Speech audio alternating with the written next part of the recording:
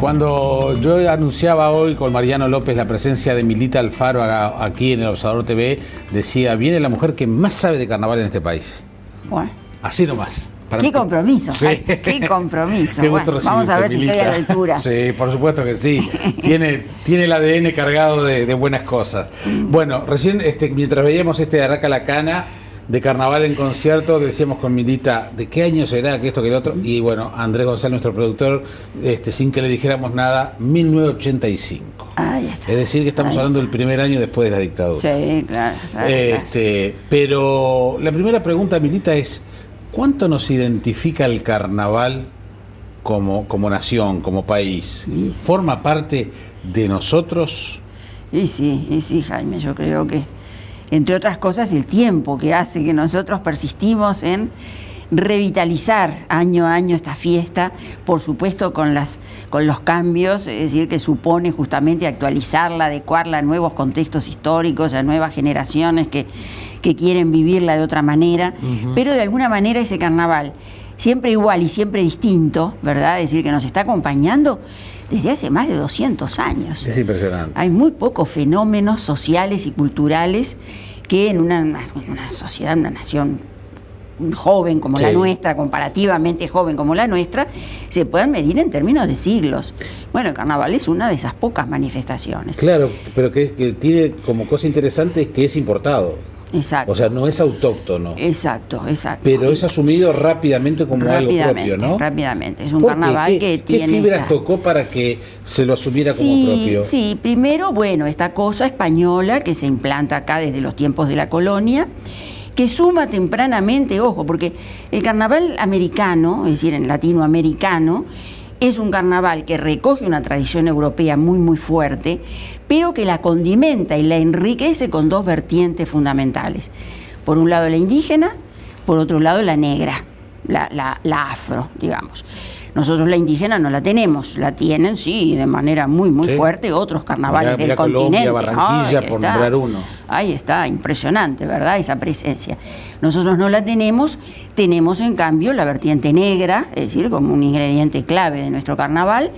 Y bueno, sí, esta cuestión, es decir, que los uruguayos hacen propia, y la van, digamos, justamente la uruguayizan. Yo creo que ahí está un poco la clave de esa permanencia. Cómo en cierto momento nosotros nos apropiamos de determinados sentidos que tiene la simbología carnavalesca en su versión más clásica, y cómo nos desentendemos de otros y los cargamos de otros contenidos que tienen que ver justamente con nuestra forma de sentir, de querer vivir y sentir la fiesta. Milita, justamente esa teatralización de nuestro carnaval, que es un poco el rasgo distintivo del carnaval montevideano y que se ha convertido en nuestros canales de expresión más representativos. Bueno, ahora vamos a ver cómo ha evolucionado, pero mencionabas la vertiente negra. La vertiente negra, el candombe, ¿está siempre en esa historia de 200 años asimilado al carnaval o era culturalmente otra cosa y después con el tiempo se juntó?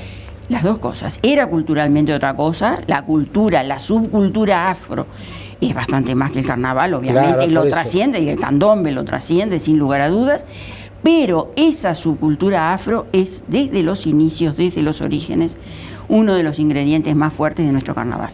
Los primeros documentos que yo encuentro en la prensa en 1832, concretamente, en un periódico que se editaba en Montevideo que se llamaba La Matraca, ya habla de los negros con sus tambores en el carnaval. 1832, teníamos 2 años como nación. Exactamente. Y seguramente no es la primera vez, esto es algo que se reiteraba y que por primera vez quedó documentado, es decir, en una fuente a la que es posible acceder hoy, en 1832. Y también los negros protagonizan mucha cosa. La década, porque en ese momento todavía las agrupaciones no tenían la presencia absolutamente protagónica que van a adquirir después. Eso se va a dar fundamentalmente en la década de 1860, 1870.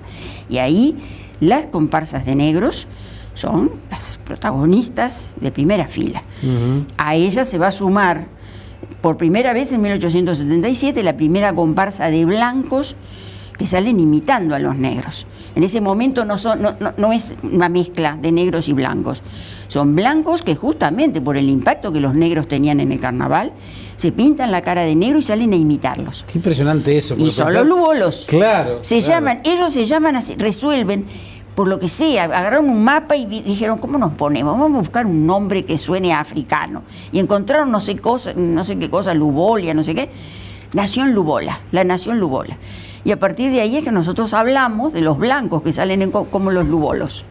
Por eso hoy las comparsas son de negros y lubolos. Si me hace acordar al cantor de jazz en aquella época en que empezó el cine, que era Al Jolson, que termina él pintándose de negro, justamente.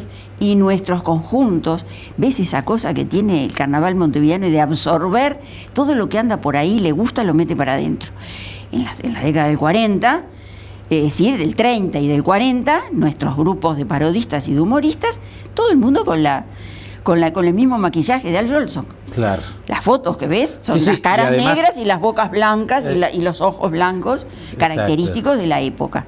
Es decir, justamente el carnaval, como toda cultura popular, tiene esa capacidad de absorber una cantidad de manifestaciones culturales y de alguna manera apropiárselas y hacer con ellas lo que tiene ganas, ¿no? Milita, y entonces de alguna manera se fue imponiendo por la vía de los hechos. Claro. Y ojo, con un apoyo muy importante del Estado. Ajá. Yo creo que eso es clave también. Digo, la sociedad, por supuesto, protagonista decisiva, su deseo y su propósito de mantener la fiesta y de vivirla y de protagonizarla, pero además con un apoyo muy, muy importante del Estado, como que se articulan muy bien esas dos cosas. Incluso a veces nutriendo diferentes manifestaciones de la fiesta, porque el Estado, por cierto, no tenía de pronto en sus inicios es decir, la imagen o el modelo de carnaval al que apostaba fundamentalmente la sociedad. El Estado lo que apuntaba era una fiesta al estilo europeo. El gran modelo en ese momento era Niza, fíjate vos, el carnaval de Niza.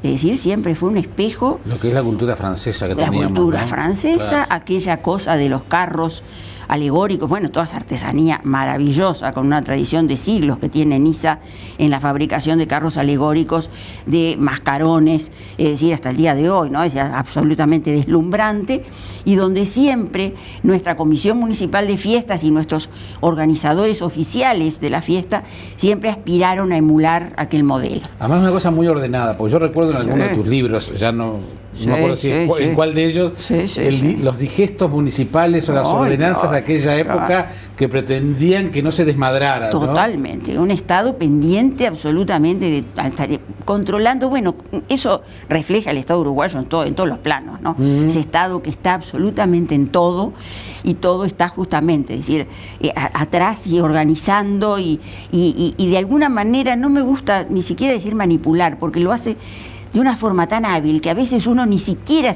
lo puede denominar manipulación, tratando justamente de encauzar las cosas en el Estado, en el sentido que le es funcional, es decir, pero de una manera donde también escucha el reclamo de la sociedad. Y entonces de ahí nace una articulación que es muy lúcida y muy inteligente. Que algunas se han mantenido, que obviamente no se tienen en cuenta, pero por ejemplo, que hombres no se pudieran disfrazar de mujer y viceversa. Exacto. Y eso estamos hablando del siglo XX, o sea, no estamos hablando... ¿Cómo no?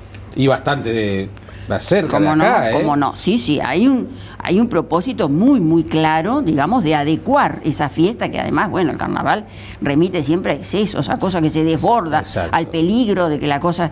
Bueno, entonces siempre el temor y el propósito de controlar ese exceso y convertirlo justamente, es decir, en una fiesta que resulta funcional, porque uno podría decir, bueno, ¿por qué el Estado está tan... Si el carnaval tiene esta fama de ser una fiesta transgresora, subversiva y todo lo demás, ¿por qué el Estado está tan interesado en estimularla? Bueno, hay muchas razones que lo explican y lo justifican. ¿Por ejemplo? Entre otras, es decir, el hecho de que junto, es decir, el carnaval es muy ambivalente y dentro de él confluyen muchas cosas. Entonces, si bien puede tener ese perfil subversivo, contestatario y todo lo demás, pero también el carnaval es un momento del año en que una sociedad se muestra a sí misma y entonces da una versión de sí misma, y eso puede tener muy bien un componente oficial. Si el Estado lo maneja bien, bueno, es una forma, es decir, esos grandes desfiles, esos cortejos carnavalescos que se organizaban el 18 de julio durante la primera mitad del siglo XX, era también una imagen, es decir, que el gobierno y el Estado daba de sí mismo, ¿verdad? Entonces ahí hay algo que, es decir, explica. Otra cosa que explica es la beta turística del carnaval. Claro. Es decir, ahí hay un atractivo, es decir, una beta económica que le importaba mucho al vallismo estimular. El vallismo en ese sentido fue absolutamente pionero. En un momento, porque hoy tenemos el turismo totalmente integrado al circo, pero en el 900 nadie hablaba de turismo, o más, nadie apostaba, de verdad, es decir, a inversión importante económica, incluso con una crítica muy severa de parte de la oposición, de que era plata que se tiraba, es decir, a la calle, ¿verdad? Es decir, no, apostar a invertir en eso para atraer turistas, que fundamentalmente eran argentinos, ¿no? Pero había miles de porteños, es decir, que venían a pasar el verano en nuestras playas, y donde el carnaval era un poco, bueno, uno de los grandes atractivos de ese verano turístico. Es decir, que en ese momento apostaba fundamentalmente a Montevideo, no tanto a no tanto al este, ¿no? Y además estaba pensando en las formas de entretenimiento, porque me acuerdo que mi padre tocaba en una orquesta en San José, de jazz, y que era integrado por, se llamaba Los Nueve Santos, eran 8 negros y papá era el único blanco. Qué bueno, 8 negros. ¿En dónde? En San José. En San José. Los dueños de la joyería Santos, que eran famosos en San José. Fantástico. Pero te quiero decir, pero también la generación de tu padre, que tenían esos entretenimientos, esos bailes, grandes bailes en el Parque Hotel, que venían además en las semanas del carnaval, venían los grandes directores de orquesta, desde Lecuona hasta Osvaldo Pugliese, totalmente, al Parque Hotel, por decir algo, al Carrasco. Claro, la típica, la jazz y de los Lecuona con la cosa maravillosa de sus congas, y que han dejado además Lecuona, un legado, referente, ¿no?, de la música cubana, haya recalado acá, haya hecho ese himno del carnaval del Uruguay, es increíble. Maravilloso. ¿Por qué era tan importante? Lo estoy relacionando con lo que decías antes del tema del turismo. ¿Por qué era tan importante Montevideo y el Uruguay en ese sentido, que atraía a gente tan diferente, a nombres tan importantes de aquella época? Y eso es el Uruguay de las vacas gordas, ¿no? Claro. Es todavía un Uruguay próspero. Siempre la uruguaya, esa prosperidad, no exageremos. Somos chiquitos. Pero bueno, ese país que, es decir, de alguna manera logró colarse y hacerse un lugar en un mundo donde todavía había espacio para un país como el nuestro. No te olvides que Argentina también estaba en los altos, ¿no? Claro. Y nosotros tuvimos esos años, ese pasado de oro, que por cierto uno puede cuestionarse hasta qué punto no era un espejismo, ¿no? Y tenía bases muy, muy endebles. Pero lo cierto es que mientras duró, generó efectivamente condiciones de vida bastante inimaginables en periodos posteriores. Todo eso, bueno, de alguna manera los años 60 están identificados con la quiebra de todo ese modelo.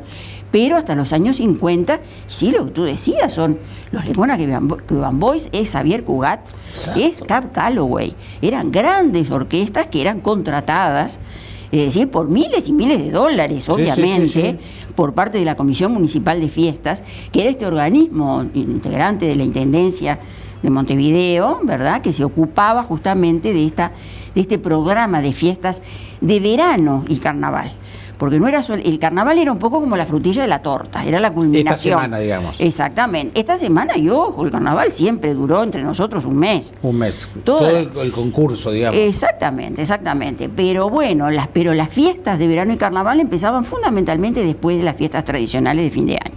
El 6 de enero empezaba acá un gran programa de fiestas que suponía regatas, bailes, es decir, obras de teatro, en fin, miles de espectáculos, y además, no sé, concursos de vidrieras, concursos de construcciones en la arena, había que generar, todas las noches había que generar algún atractivo para esos turistas que venían acá y obviamente querían divertirse.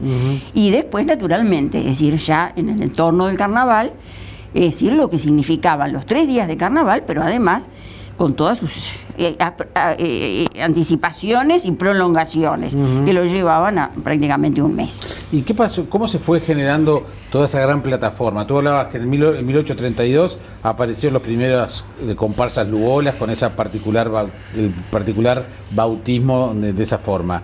¿Qué pasa con las murgas? ¿Cómo se va anexando después que los humoristas, que los parodistas? Claro, ¿Qué claro. pasa con...? Bueno, esa es una de las...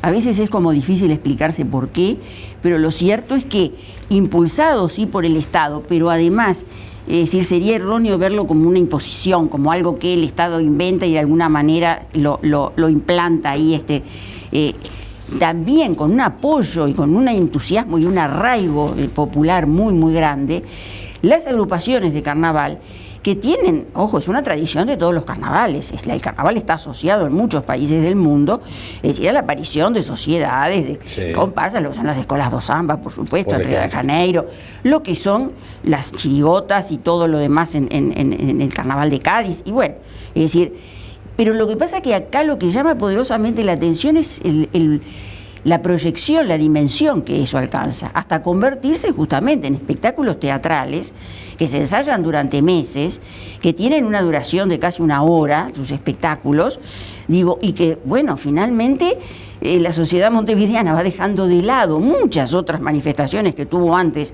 nuestro carnaval.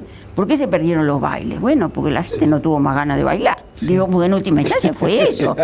Bueno, ¿y por qué no se pierde, en cambio, esta tradición? Que al contrario, parece como que cada vez entusiasma y apasiona más y qué sé yo, que es este concurso, ¿verdad? Claro, pero tú fíjate además cómo son las cosas, ¿no? Porque también estaba circunscripto a un mes, también con una especie de gueto, porque también era muy cerrado, y eso yo ya cuando me vine de San José lo viví en la época de la dictadura, donde se redimensiona el papel del carnaval de una forma totalmente diferente.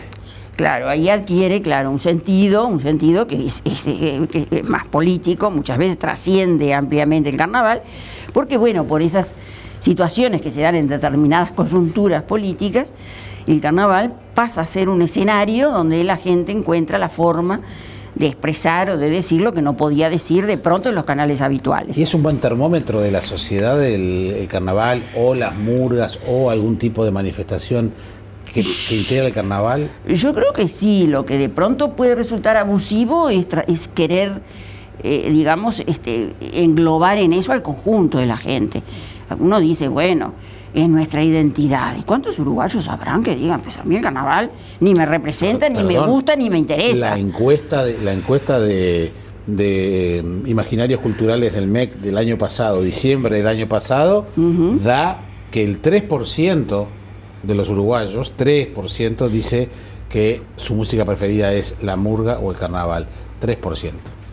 Sí, es un trabajo que no voy a... No, está bien. No, tengo algunas de pronto diferencias, es decir, con las conclusiones que allí se manejan, pero está. Tú lo escuchaste. Pero por supuesto, pero además es muy claro. La gente que va al carnaval, que es mucha, obviamente no es toda. Es decir, no es todo Montevideo. No, eso está claro. Es decir, hay además también... Para muchos hay una sobredimensión del carnaval. Claro. Es lo que sí me parece es que es uno de los posibles relatos culturales a través de los cuales los montevideanos, los uruguayos, digo los montevideanos porque el carnaval montevideano tiene características específicas que de pronto en el interior, es decir, asume otras formas. Estamos viendo todos estos días cómo hay y está creciendo una tradición de carnaval de desfile en una cantidad de ciudades del interior, es decir, que es una cosa diferente a la nuestra, este carnaval de escenario que tenemos nosotros y que, bueno, es decir, es realmente un rasgo distintivo que nos diferencia de estos otros carnavales y nos diferencia a nivel del mundo entero, ¿verdad? Si a nosotros nos hubieran dicho hace unos años que iba a haber 2 días de desfile por 18 de julio y que uno de esos días iba a ser escuelas de samba, que era una locura. Ahí está, porque van surgiendo justamente, bueno, hay todo un sector que quiere expresarse a través de la escuela do samba, es decir, y el Estado lo asume. Y el Estado, ahí está. Le da la posibilidad de que tengan su desfile. Lo incorpora, ¿te das cuenta? Eso es porque también, mirá que la murga, las comparsas de negros, Es decir, como yo te decía antes, el modelo de fiesta que tenía el Estado era la fiesta la europea, eran los grandes desfiles, las grandes iluminaciones, los carros alegóricos, el cortejo, en fin, que se quería a la Niza y nunca pudo ser a la Niza, siempre fue a la uruguaya. Pero bueno, se soñaba por lo menos con que fuera a la Niza. Y el Estado no apostaba a la murga, es decir, uno puede imaginar que son manifestaciones, es decir, culturales, que bueno, que de pronto chocan con lo que podía ser el canon de la cultura ilustrada y todo lo demás. Sin embargo, a veces un poquito a regañadientes, cómo el Estado uruguayo se las ingenia para dar cabida a todo eso, fomentarlo, y de alguna manera como diciendo, bueno, si no es de pronto lo que nosotros impulsaríamos, pero si la gente lo quiere, fenómeno, se lo mete para adentro. Y ahí nace el concurso, es decir, que el concurso de agrupaciones, que nace primero en los barrios. Es decir, con los tablados. Claro. Cada tablado tenía su concurso. Primero cada barrio tenía su tablado. Exacto, tenía después sus 20 o 25 tablados. Claro. Era brutal. Y después cada tablado tenía su concurso. Claro. Donde obviamente los premios eran, uno ve, y eran chirolas. Pero bueno, si un conjunto, es decir, recorría unos cuantos tablados y le iba bien en varios de ellos, bueno, hacía unos pesos. Y paralelamente a eso, bueno, sí, el concurso oficial, es decir, que podemos decir que alcanza, es decir, está presente desde el primero, se hace en 1874. Impresionante. Pero es todavía muy poco estructurado y muy, en fin. Sí. Es decir, uno podría decir que ya es en el siglo XX que adquiere una estructura bastante más formal y tal. Y lo que hace es copiar de alguna manera otro esquema de concurso que nace en los barrios. Y donde a veces también uno dice, bueno, esta cosa tan competitiva que tiene el carnaval, y uno tiende como a identificarlo con políticas oficiales. Acá debe haber esa idea un poco conspirativa que uno tiene, un Estado que impone, reglamenta, obliga. El concurso, donde se vive, donde nace, y donde se vive con una pasión que muchas veces en aquellos tiempos terminaba con enfrentamientos y con escándalos, por supuesto, eso nace en los barrios. Y lo impone la gente. Ha habido enfrentamientos a los tiros entre hermanos. Pero de una misma familia. Pero cómo no. Y no hace tanto tampoco. Para nada. No, pero hay que reconocer, el otro día hablábamos con Leo Pachela, que siempre ha sido, hace un par de años había sido como los chovis, los grandes postergados, y hablábamos, bueno, hasta qué medida la rigidez por un lado del reglamento, muchas veces el jurado justamente ajustándose a las normas, el sentir popular por otro lado, y se vive con mucha pasión eso que tú decís. Sí, claro. Sí, no, y también, es decir, cuando uno habla de un Estado que acoge esas iniciativas, ojo, hay que tener claro, cualquier concurso es un arma poderosísima, digamos, de control y de manipulación de una manifestación. Sobre todo porque la gente quiere ganar. Claro. Si a la gente no le importara de pronto el premio, es decir, y la gente no le diera tanta importancia al reglamento, pero bueno, todas las agrupaciones quieren ganar, y por lo tanto quieren ajustarse a lo que ese reglamento exige, ¿no? Recién veíamos a Araca Lacana, que no pasara la prueba de admisión a Araca Lacana en sus 80 qué años. Escándalo, ¿no? Por eso, ¿quién lo hubiera supuesto? Sí, claro. Y el tema de la crítica social, ahora que está tan de moda, las murgas oficialistas, las murgas vinculadas a la izquierda. Eso ha tenido un cambio. Eso que fue, yo creo que hubo ahí unos 2 o 3 años un poco de desconcierto, ¿no? Es decir, ¿ahora qué hacemos? ¿Qué pasa? Estaban como tan especializados, digamos, en el asunto de la crítica como se practicó, incluso hasta después, porque uno dice en el 89 con la Intendencia, pero bueno, el gobierno nacional seguía estando en manos de blancos y colorados. Entonces, bueno, en el 2005 era como diciendo, bueno, ¿ahora qué hacemos? Y hubo ahí un par de años que a mí me pareció, lo extrañaba, ¿no? Porque creo que nuestro carnaval justamente, más allá de del perfil o de la afiliación político-partidaria de quienes quienes integran los conjuntos o lo que sea, siempre ha tenido, justamente, ha encarado la fiesta como un paréntesis en el que la gente mira la política desde otro lado, desde la mirada de Momo, digamos, que es otra mirada muy diferente a la de la política. De lo que cada uno vota. Y si eso se pierde, me parecía que se estaba perdiendo un ingrediente clave. Y entonces en esos años sí, eso se notó. Pero yo creo que ya en el 2008 la cosa cambia. Es decir, la murguita, la famosa murga de la Intendencia de Curtidores de Hongos y varias otras murgas que empiezan, digamos, como a volver a meterse en el terreno de la crítica, porque también había como el temor de que ese público, que era obviamente en su inmensa mayoría frente amplista, que si se criticaba al gobierno, la gente... ¿En cuánto se dieron cuenta de que no? De que la gente disfruta como loca, de que se critique el gobierno más allá de lo que vota. Entonces empezaron a meterse. Y en este momento, este carnaval es muy fuerte. Mirita, para terminar. Muy fuerte. Mirá que hay cuplés enteros. Bueno, María Julia Muñoz es un poco la reina del carnaval, digamos, ¿no? Brutal. Mirita, para terminar, y el tema discriminación, que también se ha hablado, en momentos en que todos estamos tan políticamente correctos, que no puedes decir negro, que no puedes decir homosexual, que no puedes decir esto, que no puedes... Sí. Hubo una polémica sobre el tema de la homosexualidad, cuando la denuncia o la crítica de Martín Tamuzú.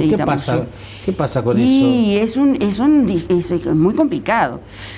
Yo qué sé, al carnaval no le pidas corrección política. Si le pedís corrección política, lo matás. El carnaval es la incorrección política.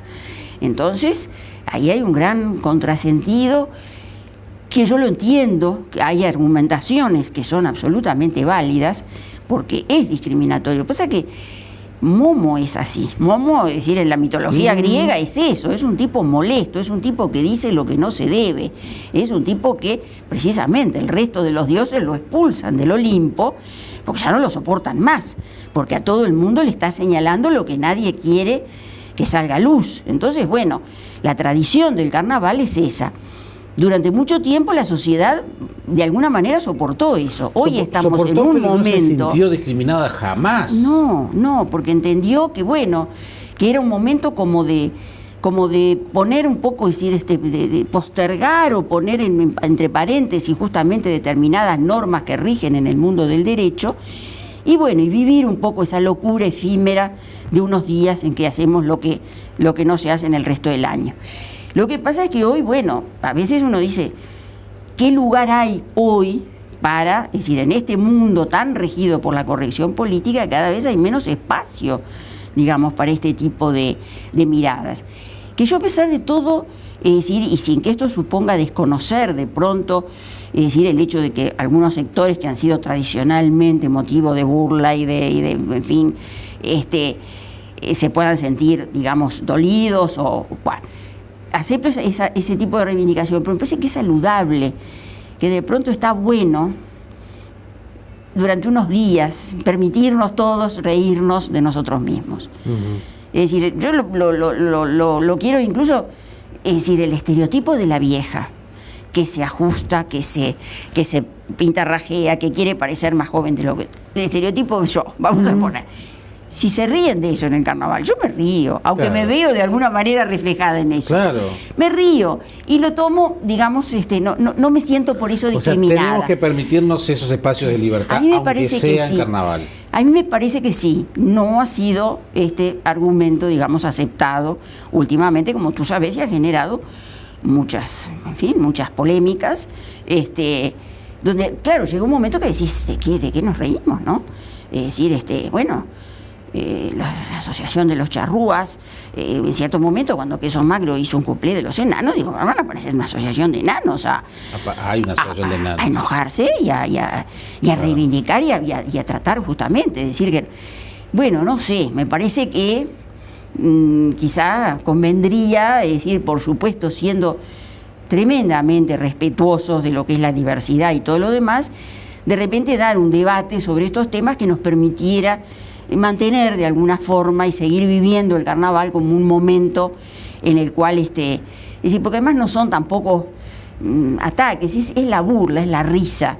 Y de repente nosotros mismos que es la forma más inteligente para empezar a tener humor. A mí me parece que sí, que el humor es un ingrediente tan clave en cualquier sociedad y en cualquier circunstancia. Como dice Gustav, el humor salvará el mundo.